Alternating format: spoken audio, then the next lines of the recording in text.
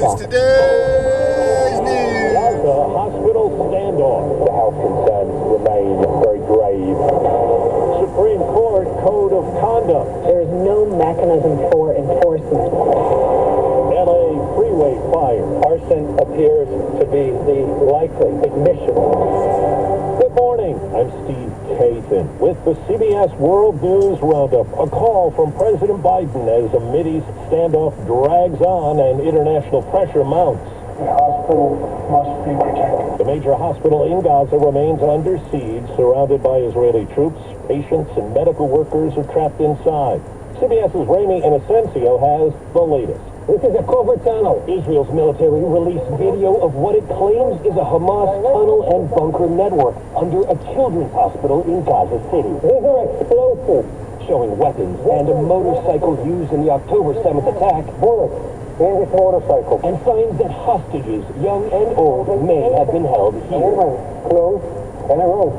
It's a baby bottle in a basement.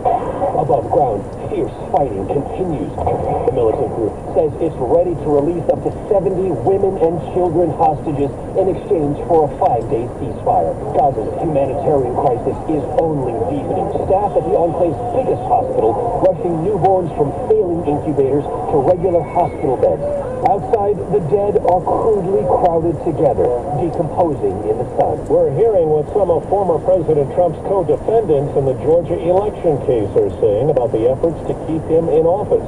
CBS's Nicole Killian. Former Trump lawyer Jenna Ellis spoke to Georgia prosecutors in a recorded interview obtained exclusively by ABC News and the Washington Post. Ellis is a co-defendant in the case and spoke to prosecutors about her conversation with Trump's Deputy Chief of Staff, Dan Scavino. I emphasized to him I felt that the ability to challenge the election results was essentially over, and he said to me in a kind of excited tone, "We don't care, we're not going to leave." Trump has pleaded not guilty and denies any wrongdoing, but Ellis said Trump was known as the boss and called the shots.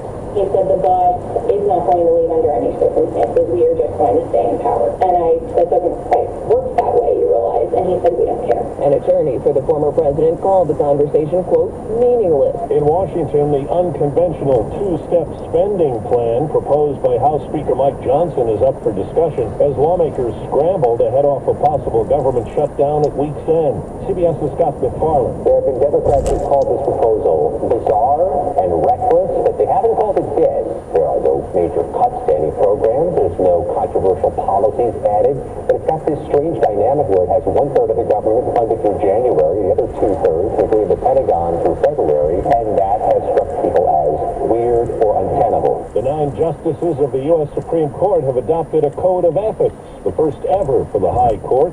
It comes amid scrutiny of some of the justices' actions, most notably accepting gifts from high-powered people.